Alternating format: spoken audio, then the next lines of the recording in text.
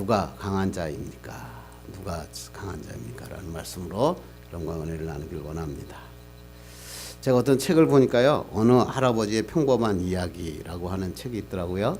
그게 박정기라고 하는 사람인데 1935년생, 그러니까 우리 강jan호님하고 비슷하신가요? 그런데 한국전력 사장이었고요.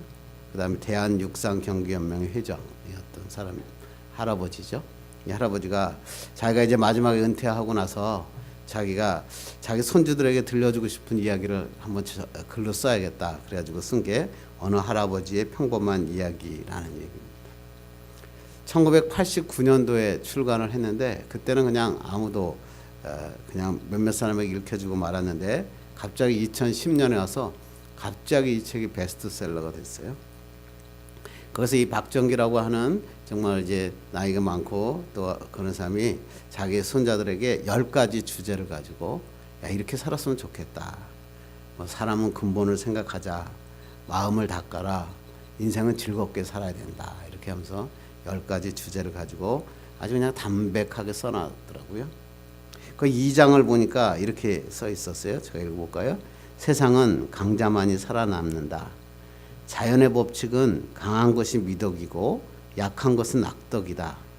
힘이 세든지 날개가 있든지 아니면 날쌘 발이라도 있어야 살아남는다. 이것이 자연의 법칙이다. 마찬가지로 우리도 살아남으려면 강해야 한다. 그렇다면 어떻게 하면 강해질 수 있는가? 마음이 강해야 한다. 힘이 세고 학문이 뛰어나도 좋지만 무엇보다 마음이 강해야 한다. 그러므로 강자가 되려면 우선 마음부터 닦아야 한다.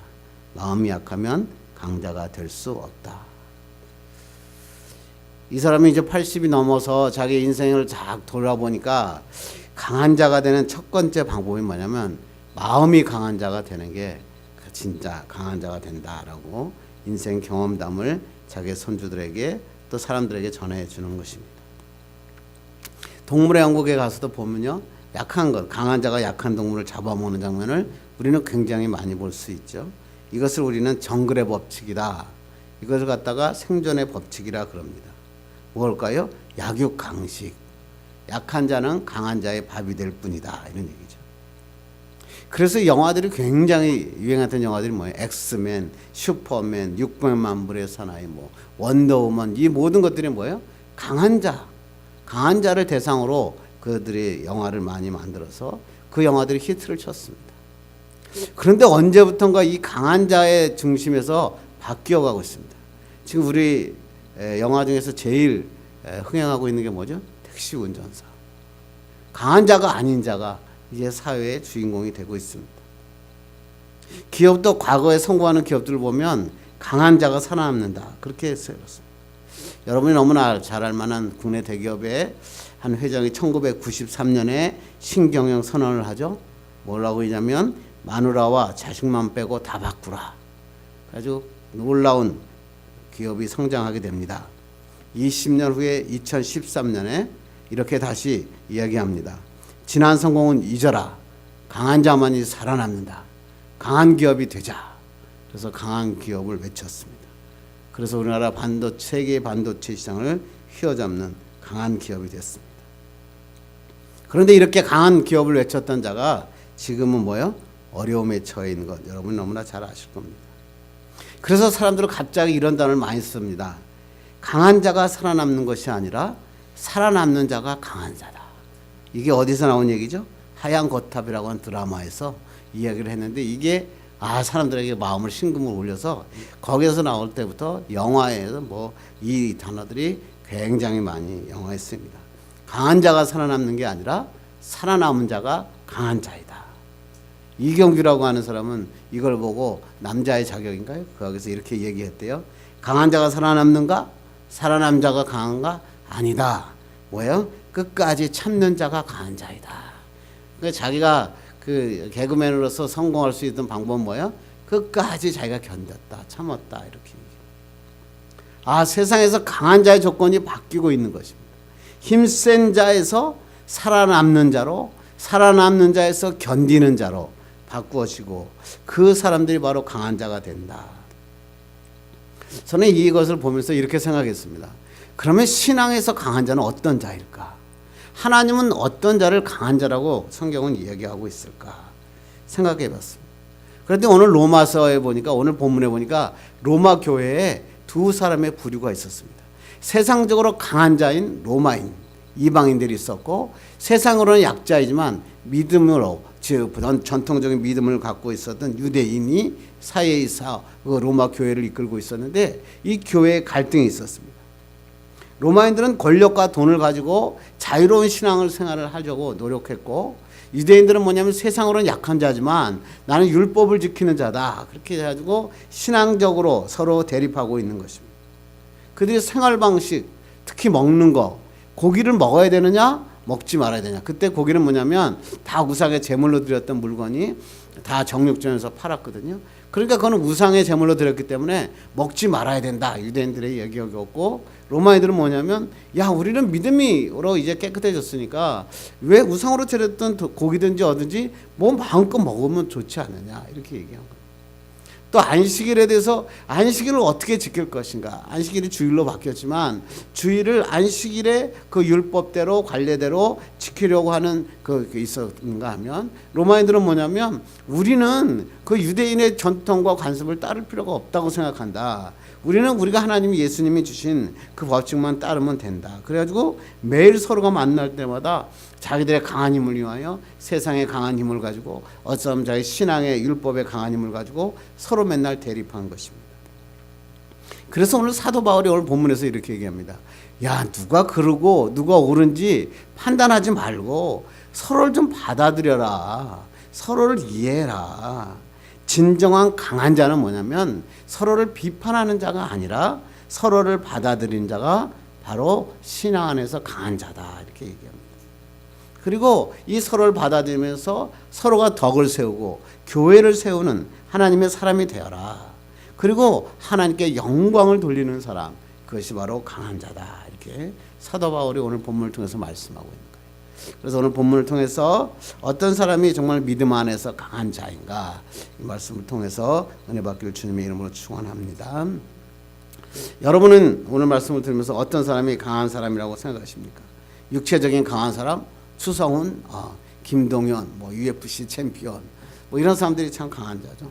박태환, 참 아무도 돌봐주지 않는데도 끝까지 자기가 혼자 해서 결국 메달을 따고 마는 박태환이가 그러더라고요. 금년 이제 1년 동안이 자기 인생의 최고봉을 맞이할 것입니다. 이거 멋있더라고요. 좌절하지 않고 끝까지 훈련하고 육체적으로 강한 자를 돼서 금메달을 따는 사람, 이 사람 강한 자가 될 수 있을 것입니다. 아까 박정기라고 하는 어느 할아버지의 평범한 이야기의 박정기 할아버지는 뭐예요? 마음이 강한 자다. 어떠한 일을 당해도 좌절하고 넘어지지 않고 끝까지 담대한 사람 되는 거. 성경에 뭐예요? 다니엘 같은 사람, 자기가 죽음 앞에 섰을 때도 담대하게 사자굴로 던져지고 친구들처럼 불못에 던져지는 그런 사람, 그 사람이 강한 사람일 수 있겠습니다. 또 어떤 사람은 뭐예요? 물질이 많은 사람, 하는 일마다 막 대박 나고 세계 최고의 갑부가 되고 빌 게이츠, 뭐 스티브 잡스, 뭐 이런 사람처럼, 야, 나도 저는 돈 좀 한번 베개 베고 살았으면 좋겠다. 제가 사업할 때 맨날 그런 꿈을 꿨어요. 5만 원, 요새 5만 원짜리, 뭐 그때 만 원짜리를 침대에다 착 깔아놓고 한번 자면 굉장히 잠이 잘 올 거다, 이런 생각도 해요. 그런 생각도 해보죠. 어떤 사람은 뭐예요? 권력이 좀 강한 사람. 권력이라는 게 뭐예요? 사람들을 자기 마음대로 할 수 있잖아요. 내가 원하는 것을 할 수 있고 내가 원하는 것을 지시할 수 있으니까 참 거의 강한 사람입니다. 그런데 제가 인생을 살아보면서 참 인생 참 강한 사람은 뭐냐면 인간관계에서 강한 사람. 사람들이 모든 사람이 호감을 주고 끝까지 그 사람이 저 사람은 좋은 사람이야. 나중에 자기가 죽을 때 사람들이 저 사람 진짜 좋은 사람이었어. 그 사람과 어울리며 사는 것을 즐겁게 사는 사람, 그 사람이 강한 사람이 아니겠는가. 현대사회에서 가장 강한 사람은 뭐니 해도 머니가 있는 사람이죠. 돈 있는 사람이 강한 사람입니다. 왜? 전부 다 안정적인 돈을 목표로 하고 살고 있죠. 요새는 취준생이라는 단어를 쓰다가 퇴준생이라는 단어가 같이 나오죠. 취준생이 뭐예요? 취업을 준비하는 사람, 학생이라는 뜻이고, 퇴준생은 뭐예요? 퇴직을 준비하는 사람이다, 이런 얘기죠. 이 사람들이 준비하는 게 뭘까요? 안정적인 급여, 안정적인 돈이죠. 안정적인 삶. 그래서 요새 청소년들과 청년들의 꿈은 딱 하나밖에 없습니다. 뭐요? 안정적인 월급을 주고 나중에 연금을 많이 받을 수 있는 일을 내가 취하는 것. 그것이 그들의 꿈이 되고 말았습니다. 그것이 나쁘냐? 아니, 나쁘지 않습니다. 지금 우리 시대에는 막 열심히 해가지고 뭔가를 얻어내려고 그랬는데 나중에 나이가 들고 나니까 가정도 잃어버리고 다 잃어버려서 쓸쓸하게 노후를 지낸 사람을 보면서 야, 그때 지금 청년들 같은 그런 생각을 하고 있었으면 얼마나 좋았을까, 이런 생각을 하게 됩니다. 그래서 사람들이 이렇게 얘기합니다. 돈만 해결된다면 나는 행복한 삶을 살 수 있다. 돈이 있는 사람이 바로 강한 자다, 이렇게 생각을 합니다. 그런데 사람들 이 생각들이 조금 바뀝니다. 왜일까요? 강한 자가 살아남을 줄 알았더니 결국은 약하다는 것을 인정하는 사람, 그 사람이 바로 좋은 사람이 되는 겁니다. 그래서 그런 사람을 이제는 존경하게 되고 자기의 약한 것을 마음껏 표출하고 서로를 위해서 살아가는 사람을 좋아합니다. 자연도 마찬가지죠. 강한 나무는 뿌리가 뽑힙니다. 태풍이 불면 뿌리가 뽑히지만 갈대와 같이 연약한 것은 그 연약한 게 태풍이 불어도 꺾어지지 않습니다. 뭘까요? 약함이 진정한 강함이다, 이런 뜻이죠. 그런데 사람들은 이 논리를 나중에 알게 됩니다. 나이 들어서 80이 돼서 70이 된 후에 그때 내가 그렇게 안 할 걸, 너무 일 중심적으로 살지 말 걸, 이런 생각을 많이 합니다. 그래서 우리는 어렸을 때부터 강한 자기 돼가서 막 몸부림을 쳤습니다. 그래서 스트레스를 받았고요. 막 일부러 막 바깥에 나가서 젊었을 때 고생은 사서도 한다 그래가지고 자기네들은 안 하고 자기 아들들에게 뭐 사서 고생을 시켰는데 그 사서 고생하는 사람들이 잘 됐느냐? 그렇지 않다는 거죠. 야, 이게 뭘까? 그래서 사람들이 강한 자가 되기 위해서 스트레스와 고통 그 속에서 살게 되니까 암이 늘어나고 삶에서 여러 가지 질병들이 늘어납니다. 존 회퍼라고 하는 목사님이 이런 것을 보면서 이렇게 얘기합니다. 현대인들은 방대한 지식도 있고 그 다음에 최첨단 기술도 있고 즐길 만한 문화생활도 있지만 항상 세 가지의 회색 그림자를 가지고 있다. 그게 뭐냐면 공허감과 죄책감과 공포감입니다.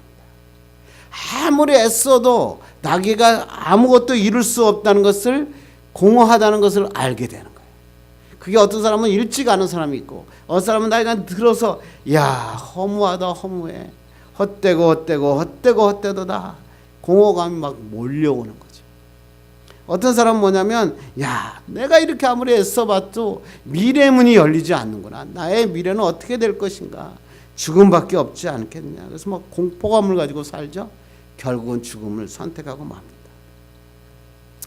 요새 가슴 아픈 소식이 뭐냐면 마강수 교수가 자살 소식이죠.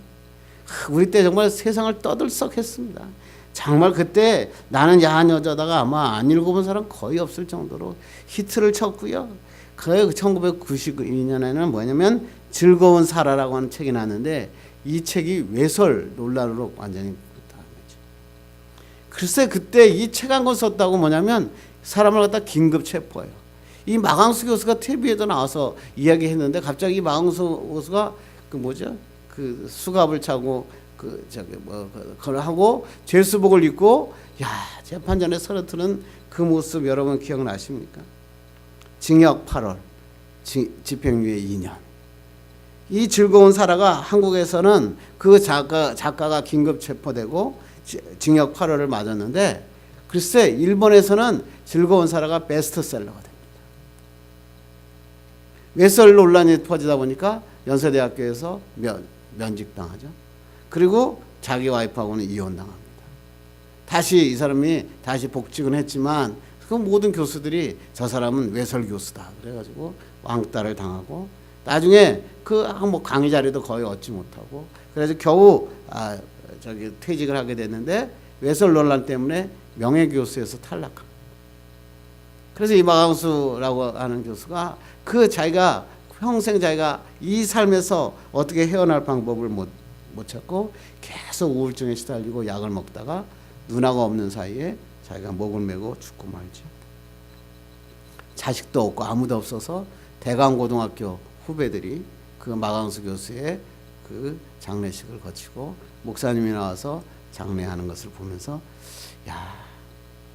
한때 그렇게 멋진 천재 문학가. 저도 그 사람만 보면 야 진짜 최고의 문학가라고 하는 생각을 갖고 있는 사람이죠. 그런데 이 사람들이 한 시대의 잘못된 판단으로 결국 목숨을 끊고 많은 사람들의 가슴을 아프게 했죠. 여기에 문제는 뭘까요? 마귀입니다. 마귀가 이런 마음들이 우리에게 들어왔을 때, 좌절이라고 하는 마음이 들어왔을 때 마귀가 그 마음을 이용해서 열등감을 불어넣고 실패감을 불어넣고 우울증을 주게 되고 결국은 자살에까지 유도하고 마는 그 엄청난 죄악을 지금 마귀는 계속 시도하고 있습니다. 여러분 제일 중요한 게 뭔지 아시냐면요, 세상에 나를 어떻게 보느냐 그거 갖고 걱정할 게 아니라, 세상에 믿을 사람은 하나도 없는데 여러분 믿을 분은 예수 그리스도 한 사람밖에 없는 거예요. 예수님이 나를 어떻게 보시는가, 그거를 붙잡으면 이 세상에서 죽지 않습니다. 그래서 세상에서 강한 자와 약한 자의 기준은 돈이나 세상의 권력이 아니라 뭐냐면 믿음입니다. 믿음. 예수님을 바라보느냐, 예수님을 바라보지 않고 세상을 바라보느냐 그러죠. 예수님이 성경에서 뭐라고 얘기해요? 너의 믿음이 크도다, 내 믿음대로 될지어다. 놀라운 역사가 일어나고 기적이 일어나고 눈이 떠지고 안진뱅이가 일어나죠. 그게 뭐라고요? 믿음이라 그랬어요. 그런데 예수님께서 또 뭐라고 그러죠? 믿음이 적은 자들아 왜 의심하였느냐. 창일에도 와서 병을 고쳤는데 안 고쳐지니까 왜 안 고쳐집니까? 하나님께서 왜 너는 믿음이 적은 자들아 왜 의심했느냐. 그리고 제자들을 책망하시는 거예요. 우리 인생도 똑같아요. 정 목사야, 아유 뭐 하나님 너무 힘들어요. 아버지 내 미래는 어떻게 되는 겁니까? 하나님께서 뭐라고요? 뭐냐, 믿음이 적은 자야 왜 의심하느냐. 하나님이 반드시 너의 삶을 통해 역사하신다. 이것을 믿어라. 그래서 성경에서 믿음이 큰 자, 그 사람은 뭐야? 강한 자. 믿음이 적은 자, 그를 약한 자다. 이렇게 얘기하는 것입니다. 그래서 오늘 사도 바울은 이 말씀을 통해서 믿음이 강한 자, 약한 자에 대해서 설명하고 있습니다. 그러면 어떤 사람이 강한 자일까요? 우리 한번 성경을 통해서 하나님의 말씀을 좀 나눠보기를 원합니다. 우리 한번 고린도후서 13장 4절 읽겠습니다. 시작. 그리스도께서 약하심으로 십자가에 못 박히셨으나 하나님의 능력으로 살아계시니 우리도 그 안에서 약하나 너희에게 대하여 하나님의 능력으로 그와 함께 살리라. 야, 저는 이 말씀이 너무 좋아요. 예수님이 약하심으로 뭐요? 십자가에 못 박히셨어요. 그런데 뭘로 살아나셨다고요? 하나님의 능력으로. 하나님의 능력으로. 그렇습니다. 강한 자가 살아나는 게 아니라 누구요? 하나님의 능력이 살아나게 하는 거예요. 그래서 우리도 마찬가지라고 되어 있잖아요. 우리도 그 안에서 약하나 너희에게 대하여 하나님의 능력으로 그와 함께 살리라. 사람의 눈에 십자가가 가장 약한 거잖아요. 저 십자가는 죄수들이 죽는 곳이잖아요. 그런데 하나님의 능력이 거할 때 십자가가 뭐예요? 세상을 구원했다니까요. 그것이 바로 믿음이다. 약하다는 건 뭐죠? 부족하다는 거잖아요. 누구를 믿는 거예요? 하나님의 능력. 여러분 하나님의 능력을 믿고 살아가는 여러분 되기를 간절히 바랍니다. 그래서 에베소서 6장 10절을 이렇게 얘기합니다. 시작. 끝으로 너희가 주 안에서와 그의 힘의 능력으로 강건하여 지고 뭐요? 예수 그리스도의 능력으로 강건하여 진다. 그래요. 그리스도 안에 능력으로 강한 자가 되는 것입니다. 그렇습니다. 육체, 환경, 여건 보고 좌절하고 넘어지는 것이 아니라 그것을 가지고 두려워하는 사람을 성경에서 뭐라고 하면 부정적인 그리스도인이라 그래요. 세상을 보면서 파도가 친다. 세상을 보면서 어찌할꼬 그렇게 하는 사람을 부정적인 그리스도인이라 그래요. 그런데 세상에 어떤 환경이 와도 그 하나님만을 바라보고 살아가는 사람은 뭐예요? 긍정적인 그리스도인이라 그래요. 세상이 말하는 긍정적인 사람과 다르다니까요. 하나님의 능력을 붙잡는 사람, 이런 사람이 강한 자다. 여러분 힘드십니까? 주님만 붙잡읍시다. 세상의 것 보지 말고 하나님의 능력으로 반드시 세워주시는 하나님을 믿는 여러분 되기를 주님의 이름으로 축원합니다. 두 번째, 하나님께서 성경은 우리에게 이렇게 얘기하십니다. 우리 한번 1절 읽겠습니다. 시작. 믿음이 강한 우리는 마땅히 믿음이 약한 자의 약점을 담당하고 자기를 기쁘게 하지 아니할 것이라. 어떤 자가 강한 자라고요? 남을 이해하는 자, 남을 받아들이는 자가 강한 자다. 그렇지? 남을 이해한다는 게 쉬울까요? 쉽지 않습니다. 이것만큼 어려운 거 없습니다. 결혼해서 제가 30년 지났거든요. 30년 지난 다음에 조금 알겠더라고요. 조금 이해하게 됐어요. 그래서 여러분 이 얘기 너무나 잘 아는 얘기지만 한번 다시 한번 하죠. 고양이와 개가 있잖아요. 고양이 개가 만나기만 하면 싸웁니다. 왜 싸울까요? 동물학자들이 고양이가 개가 왜 만나기만 하면 싸울까 조사를 하고 연구를 했어요. 그랬더니 뭔지 알아고요? 서로의 시그널이 달랐다는 거예요. 신호 체계가 달랐다는 거예요. 뭐랄까요? 개는 기분이 좋으면 꼬리를 위로 딱 올려서 꼬리를 흔듭니다. 그죠? 그리고 자기가 지거나 화가 기분 나쁘거나 그러면 뭐야? 꼬리를 내립니다. 그래서 꼬리를 올리면 뭐야? 기분 좋다. 이런 뜻이죠. 제가 가서 우리 집에 강아지 2마리가 있는데 2마리가 그냥 저만 가면 막 난리가 납니다. 막 그냥 꼬랑지를 올리고 막 그냥 뛰어옵니다. 그런데 고양이는 어떻게 할까요? 고양이는 기분이 굉장히 좋으면 꼬리가 확 내려갑니다.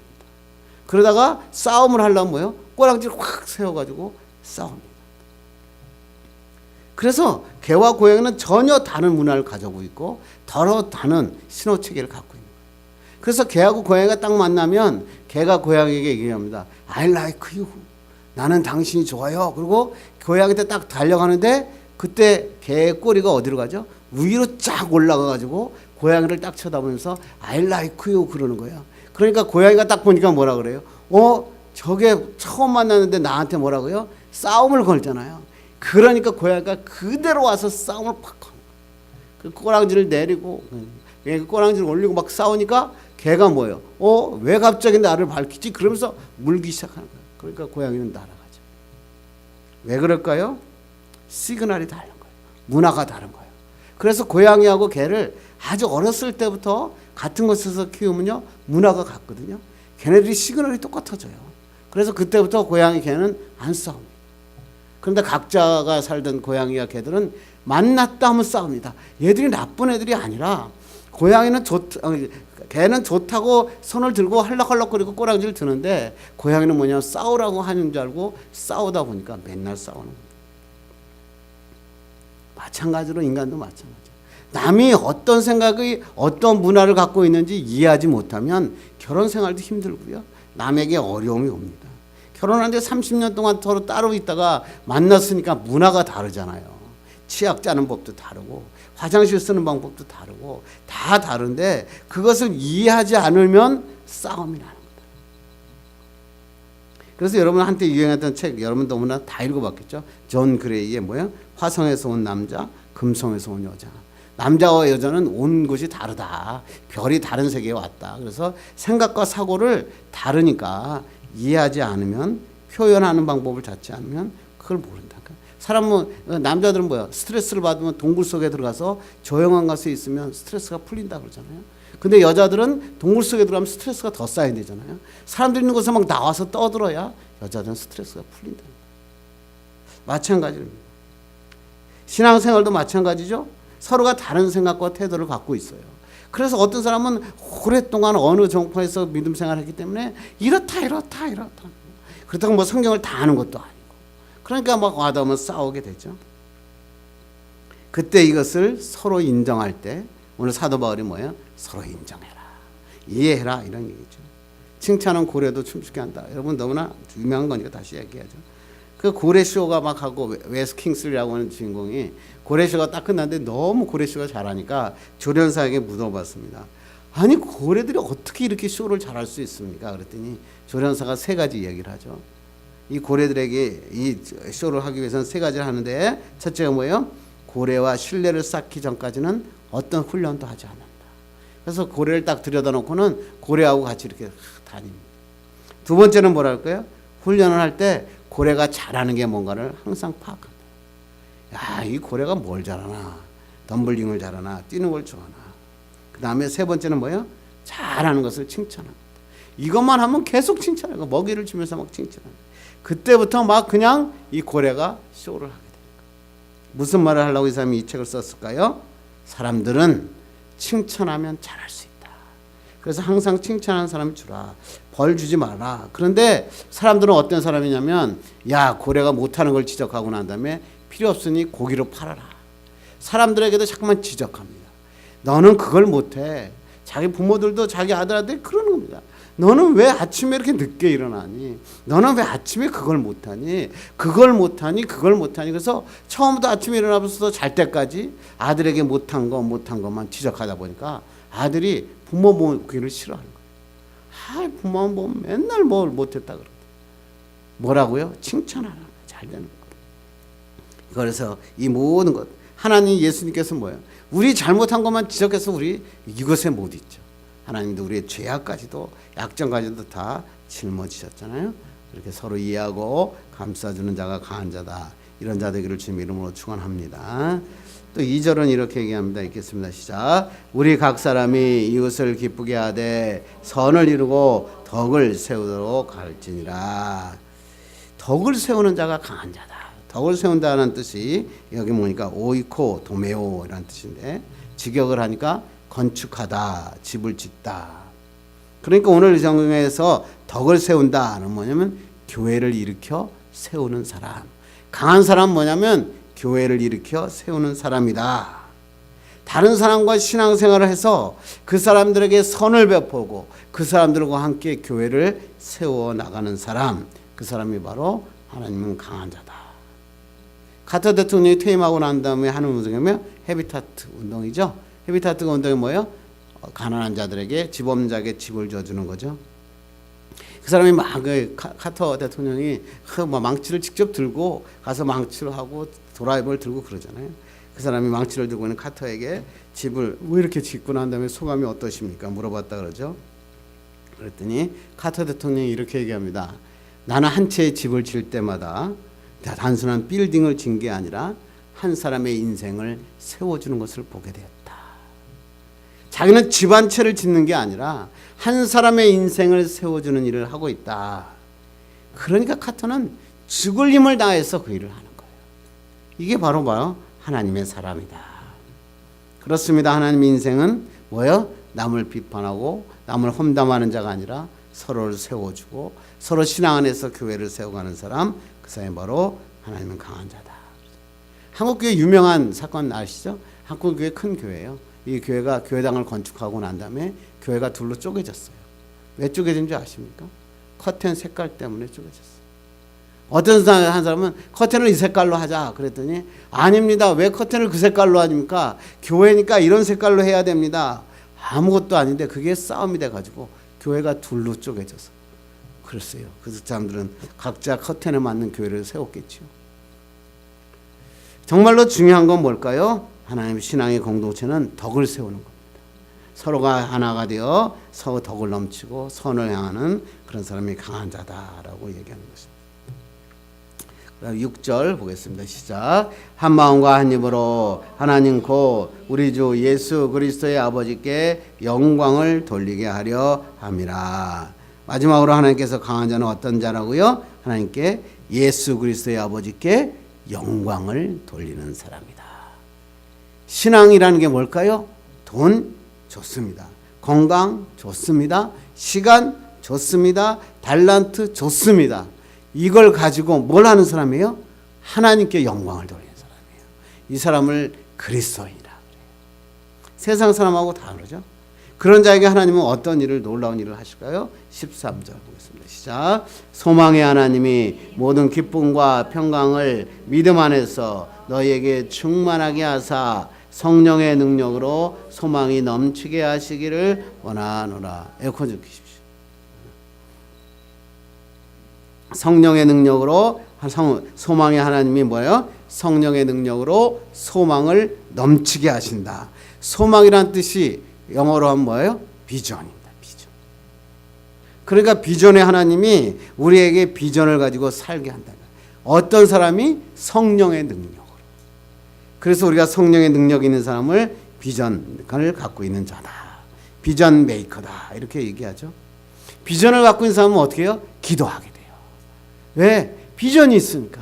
하나님이 나에게 쓰시고자 하는 비전이 있으니까 하나님 앞에 막 기도하는 거예요.